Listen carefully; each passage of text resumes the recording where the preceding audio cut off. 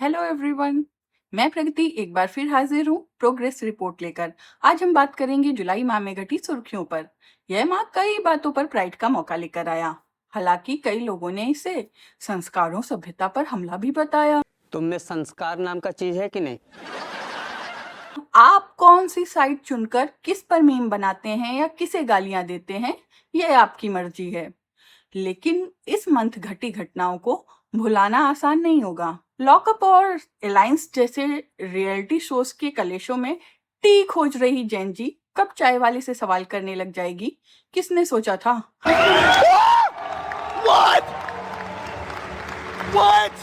हमें तो लगा था आज के यूथ को श्रेया वर्सेस आकांक्षा की काफी चिंता है। सीजेपी वर्सेस बीजेपी, ये कब हो गया? कैसे? मैं तो कुछ और ही समझ रहा था। इस पूरे महीने खबरों के सेंटर में वो प्रोटेस्ट रहा जो प्रोटेस्ट था या मीम वॉर, समझना थोड़ा मुश्किल है। तेरे लिए टाइम कट के करदा मैं प्रॉमिस मिलने आऊंगा। मैनू पता है तू फैन सलमान खान दी, ओदे गाने गा के तेनू मैं सुनाऊंगा। यूं तो लोकतंत्र में एक दायरे में रहकर विरोध का हक सभी को मिला है। लोकतंत्र में विपक्ष की अपनी अहम भूमिका है, लेकिन कुछ सालों से ऐसा माना जा रहा था कि जैसे गलत को गलत कहना इतना भी आसान नहीं है। Only fight when the fight is fair, when you have a chance of winning. You only fight when the fight is fair. When the fight is not fair, you fuck off from there. मजाक मजाक में सड़कें कॉकरोचों से भर जाएंगी, ये किसने सोचा था। नीट पेपर लीक के बाद सीजेपी ने शिक्षा मंत्री धर्मेंद्र प्रधान का इस्तीफा मांगा। मांगने को तो लोग कुछ भी मांग लेते हैं, मिलता है क्या। लेकिन इस माह मौसम का मिजाज कुछ बदला बदला नजर आया। यूं तो अक्सर लगता है कि लाशों को अनदेखा कर राजनीति में आगे बढ़ना किसी भी पार्टी के लिए नई या बड़ी बात नहीं है। लेकिन इस साल नीट परीक्षा की वजह से जान गंवा 23 छात्रों की मौत का हिसाब मांगने जैन जी सड़कों पर आ जाएंगे, ये किसने सोचा था। नेताओं को भगवान मानने वाले दौर में नेताओं से अकाउंटेबिलिटी मांगी गई। सीरियसली, हमारे आधे नेता तो अकाउंटेबिलिटी की स्पेलिंग भी नहीं बता पाएंगे। बाप रे, ये तो धोती खोल रहा है। शुरुआत हुई कॉकरोच जनता पार्टी के जंतर मंतर पर प्रदर्शन से, जिसे शुरुआत में किसी ने सीरियसली नहीं लिया सिवाय non serious generation Jain ji के कुछ खतरनाक मीमर्स के। वैसे तो सरकार और सरकारी चैनल्स, नेशनल चैनल इस प्रदर्शन को काफी हल्के में ले रहे थे और इसे इग्नोर करके निकल रहे थे, जैसे जैन जी अपने एक्स को। लेकिन सोनम वांगचुक के प्रदर्शन में शामिल होने और भूख हड़ताल पर बैठने के बाद काफी लोगों की चिंताएं बढ़ गई। पेपर लीक को लेकर नहीं रे, उनकी पोटी सूसू को लेकर। सोनम वांगचुक व कुछ स्टूडेंट एवं स्टूडेंट लीडर की भूख हड़ताल ने काफी लोगों को इंटरनेट पर हगने के लिए मजबूर कर दिया। तू कुछ नहीं कर सकता। मैं कुछ नहीं कर सकता, मैं कुछ नहीं कर सकता। यूं तो मुझे गंदी बातें अच्छी नहीं लगती। आमतौर पर ना मैं आम जीवन में गाली गलौज करती हूँ ना इंटरनेट पर।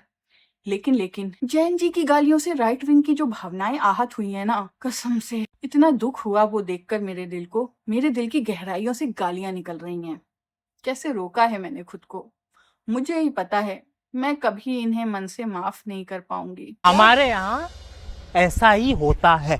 क्या मतलब है, आर वर्ड बहुत से राइट विंगर्स का फेवरेट वर्ड है और social political differences of opinion पर गाली देना सालों से हमारे देश में नॉर्मलाइज किया जा रहा है। लेकिन ये जो जैन जी है ना, उसकी भाषा बहुत खराब है। लैंग्वेज भाई साहब आपकी बहुत गंदी है, सुधारिए इसको थोड़ा। अभी तक जो संस्कार हमारे राजनीतिक गलियारों और आम गलियों में सामान्य थे, उसे छोड़कर ये जैन जी पता नहीं कहां से गाली गलौज सीख लिए हैं। इन्होंने अपनी पुरानी पीढ़ियों से कुछ नहीं सीखा, जो भले ही सदियों से मिसोजिनी को पाल रही हो, लेकिन माँ बहन को शिक्षा के मुद्दों के बीच कौन याद करता है। तुम में संस्कार नाम का चीज है कि नहीं? कहाँ से सीखा है ये सब? पाश्चात्य संस्कृति की गलती है। ये बॉलीवुड और ओपन माइक वेब सीरीज इन सब ने बिगाड़ा है। और अगर असभ्य भाषा का इस्तेमाल करना ही है तो ब्लॉगिंग करो, कॉमेडी करो, मस्त पैसे छापो, घर वाले भी खुश, सरकार भी खुश। ये पॉलिटिकल उठाने की क्या जरूरत है? मिसोजिनिस्टिक सोच वाली इस दुनिया जहां ज्यादातर गालियां औरतों को टारगेट करके बनाई गई हैं, मानो औरत होना ही अपने आप में एक गाली है, वहां औरतें गाली कैसे दे सकती हैं? It's sad.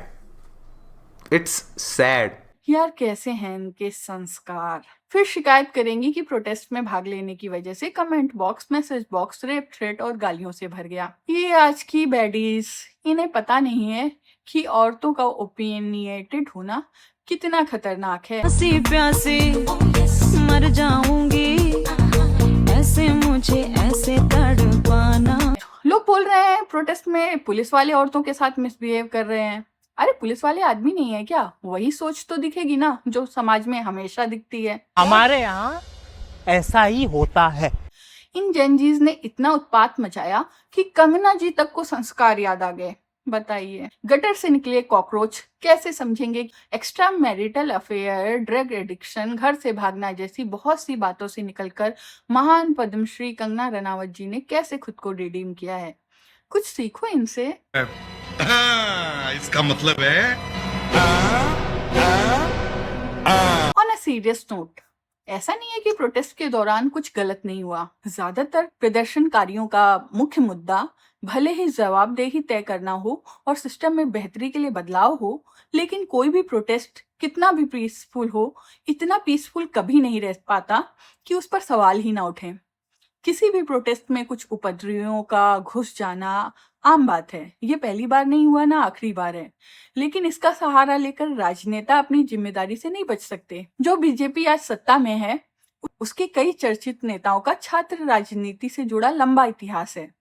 प्रोटेस्ट के नाम पर रील बनाने, मीम बनाने और नाचने गाने वाली ये जनरेशन बस जलाने, पुतले जलाने वाली जनरेशन से थोड़ा तो बेहतर ही है ना। कई जगहों पर सार्वजनिक संपत्ति को प्रदर्शनकारियों द्वारा क्षति पहुंचाने के दावे किए गए। हालांकि दावों और इरादों का फर्क समझे बिना आप राजनीति को कभी नहीं समझ सकते।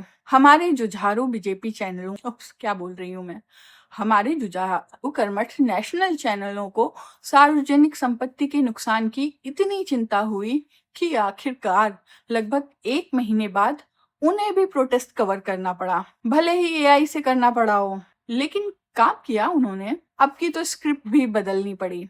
सिर्फ पाकिस्तान, चाइना नहीं, नेपाल, बांग्लादेश तक से कनेक्शन निकाला है। अच्छा किया, बहुत अच्छा किया। भले ही कई जगह शांति से प्रोटेस्ट कर रहे लोगों पर पुलिस की लाठियां चली हों, लेकिन कई जगह पुलिस वालों ने भी तकलीफें झेली हैं। और जब हम पुलिस की जातियों पर बात कर रहे होते हैं तो कई बार भूल जाते हैं कि पुलिस में भी इंसान ही होते हैं, हम आप जैसे इंसान, हमारे जैसे घरों से आए इंसान, जिसमें कुछ स्वार्थी होंगे, कुछ ईमानदार, कुछ को टॉर्चर जस्टिफाई लगता है, तो कुछ सिर्फ नौकरी करने की कोशिश कर रहे होते हैं। नेताओं ने इशारा किया, अधिकारियों ने ऑर्डर दिया और एक नो फिक्स वर्क आवर वाला सिपाही आकर डंडे चलाने लगा। वो सिपाही जो आज ऑर्डर पर डंडे नहीं चला पाया, तो कल नौकरी जाने पर शायद अपना घर ना चला पाए। करोड़ों कमाने वाले नेता, मीडिया चैनल के मालिक जब जवाबदेही से बचकर निकल जाते हैं, तो अक्सर मामूली सैलरी पर घंटों फील्ड जॉब करने वाले फील्ड रिपोर्टर, पुलिसकर्मी ऑटोमेट पब्लिक का गुस्सा झेलने आगे आ जाते हैं। कुछ को अपनी ड्यूटी में मजा आता है, आखिर अपनी जिंदगी का सारा फ्रस्ट्रेशन निकालने का मौका जो मिलता है, वहीं कुछ खुद इस सिस्टम से फ्रस्ट्रेट होकर बस काम किए जा रहे होते हैं। लोकतंत्र में जब सवाल पूछना गुनाह बन जाता है, तो पुलिस वालों का वर्किंग आवर अपने आप बढ़ जाता है। यार ऐसे गेम में चीटिंग होगी ना तो मैं नहीं खेलूं। अब अपना अपना वर्कलोड कोई कैसे पूरा करता है, ये उनका कॉल है। मैं बस इतना कहना चाहूंगी कि आप किसी भी प्रोफेशन में हो, कैसा भी वर्क प्रेशर हो, लेकिन अगर इंसान होकर अपने अंदर इंसानियत थोड़ी बनाए रखेंगे तो अच्छा रहेगा। यहाँ एक और प्रोफेशन की बात करने में मैं पर्सनली काफी इंटरेस्टेड हूँ, मीडिया। लोकतंत्र का चौथा स्तंभ। मीडिया में कई तरह की जॉब होती हैं। आप तक कोई घटना पहुंचाने के लिए कई स्तर पर काम होता है, उससे जुड़े कई लोगों को अलग अलग काम दिए जाते हैं। यहाँ 2 प्रमुख जॉब का मैं जिक्र करना चाहती हूँ, न्यूज रिपोर्टर व न्यूज एंकर। जिन लोगों को नहीं पता उन्हें मैं बता दूं कि न्यूज रिपोर्टर और न्यूज एंकर दोनों में काफी फर्क होता है। न्यूज एंकर वो होता है जो एसी स्टूडियो में बैठकर देश दुनिया की घटनाओं की जानकारी आपको अपने अपने अंदाज में दे रहे होते हैं। ड्रग दो ड्रग दो ड्रग दो ड्रग दो ड्रग दो, मुझे ड्रग दो, मुझे ड्रग्स दो। वो कहती है मुझे ड्रग दो, मेरे लिए गांजा लाओ, चरस लाओ, एमडीएमए लाओ, एक्सटेसी लाओ। और कुछ क्रिएटिव लिबर्टी तो ले ही सकते हैं। स्टाइलिश ड्रेसअप के साथ कैमरे के सामने बैठकर टेलीप्रॉम्प्टर पर खबरें पढ़ना, उन पर चर्चा करना आसान काम नहीं है, बहुत जिम्मेदारी भरा काम है। क्योंकि आज भी देश का एक बहुत बड़ा वर्ग टीवी पर दिख रही न्यूज के आधार पर ही अपनी ओपिनियन बनाता है। लेकिन वर्तमान न्यूज चैनलों के प्राइम टाइम एंकरों को देखें तो इनमें से बहुत से लोग हैं जो कभी फील्ड पर जाते ही नहीं हैं। उन्हें अरसा हो चुका है अपनी लग्जरी कार और फ्लैट के बाहर निकलकर स्लम्स फुटपाथ की दुनिया को देखे हुए। हालांकि इनमें बहुत सारे अपवाद भी हमेशा से रहे हैं। न्यूज रिपोर्टर बेसिकली वो लोग होते हैं जो किसी न्यूज चैनल या न्यूज़पेपर के लिए खबरें लाते हैं। ये सिर्फ खबरें बताते नहीं हैं, खबरों का मेन सोर्स होते हैं। पब्लिक से, अधिकारियों से, नेताओं से, सबसे सवाल करते हैं। जगह जगह जाकर वहां की असली स्थिति देखते हैं। दिन रात फील्ड में घूमते हैं ताकि असली स्थिति का जायजा लिया जा सके, लोगों की जरूरतों, दिक्कतों और सिस्टम की गड़बड़ियों को समझा जा सके। इन गड़बड़ियों को सामने लाना ही इनका काम है। एक दौर था जब स्ट्रिंग ऑपरेशन का बहुत क्रेज हुआ करता था, जिसमें रिपोर्टर बड़ी मेहनत से सोच समझकर योजनाएं बनाकर बहुत से ऐसे तथ्य निकाल कर लाते थे कि लोग हैरान रह जाते थे। खैर वो भी क्या दिन थे, तब मीडिया के अच्छे दिन नहीं आए थे। बहुत मेहनत कराई जाती थी, बहुत कम सैलरी में। सैलरी तो आज भी कुछ खास नहीं मिलती रिपोर्टर्स को, लेकिन अब काम भी तो कम हो गया है ना।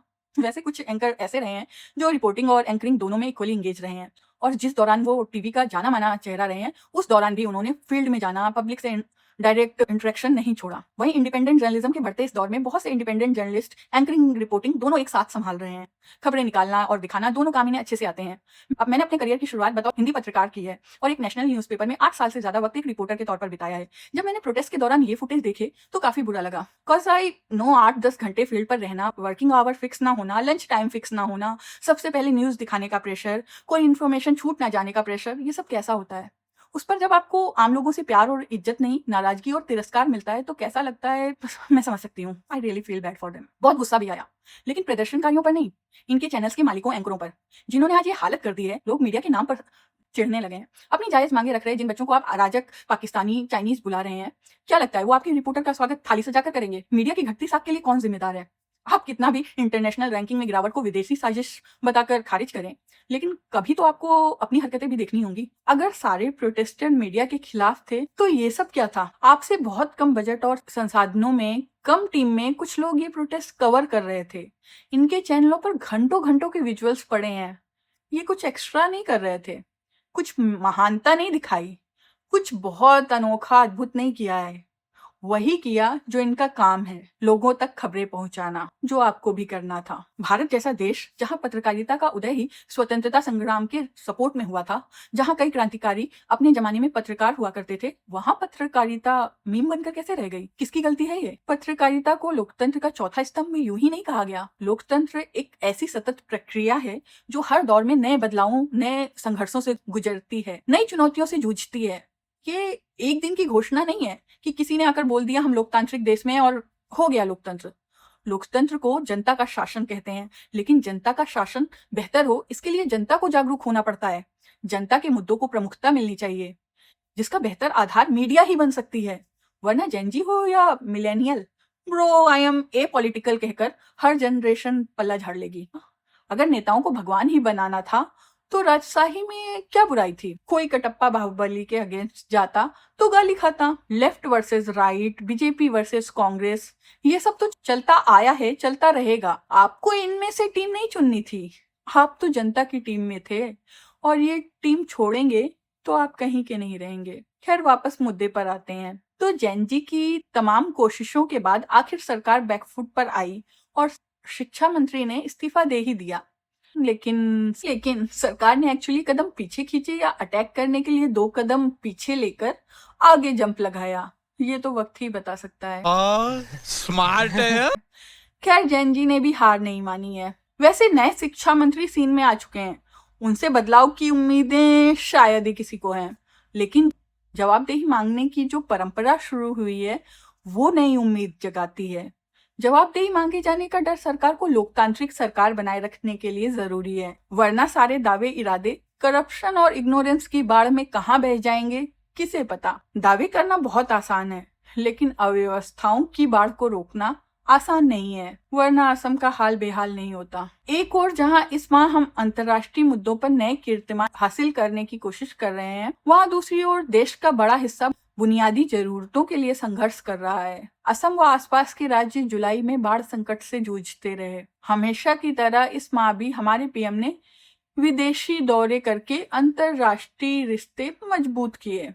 मालिक कभी नॉर्थ ईस्ट इंडिया का दौरा भी कर लिया करें, शायद वहां भी आपके कदम पड़ने से कुछ अच्छे दिन नजर आने लगे। सवाल जवाब से वहां भी किनारा कर लेना, लेकिन बाढ़ में फंसे लोगों को किनारे निकालने के लिए कुछ हो जाता तो। बाकी कोई ज्यादा सवाल जवाब करे तो छोड़ दीजिएगा अपना आईटी सेल, वो बता देंगे कि बाढ़ कितनी जरूरी है देश के लिए। जब कुछ देशवासी राम मंदिर के चंदे चोरी को जस्टिफाई कर सकते हैं तो बाढ़ को करना कौन सी बड़ी बात है। आप गाड़ियों में एथेनॉल मिला दो या खाने में टॉक्सिन, हम भारतीयों की सहन शक्ति बहुत अच्छी है, आपकी खातिर सब सह लेंगे। इस माह मानसून और मानसून सत्र ने काफी हलचल मचाई। विपक्ष ने एज यूजुअल मानसून सत्र में हंगामे किए, सत्ता पक्ष ने इन्हें इग्नोर किया। बाकी देश दुनिया के कलेश तो चलते ही रहते हैं, आगे भी चलते रहेंगे। आप चैनल लाइक सब्सक्राइब कर लो ताकि आपको इसके हाल मिलते रहें। बाकी टाटा बाय बाय, फिर मिलते हैं। कुछ शरारती बच्चों ने भद्दी भद्दी गालियां बोली। ऐसे कुछ भाड़े के कट्टे किसी भी सभ्य समाज को शोभा न दे, ऐसे शब्दों का प्रयोग किया गया। मुझे तो गालियां दी गई, मेरी स्वर्गीय माता को भी गालियां दी गई।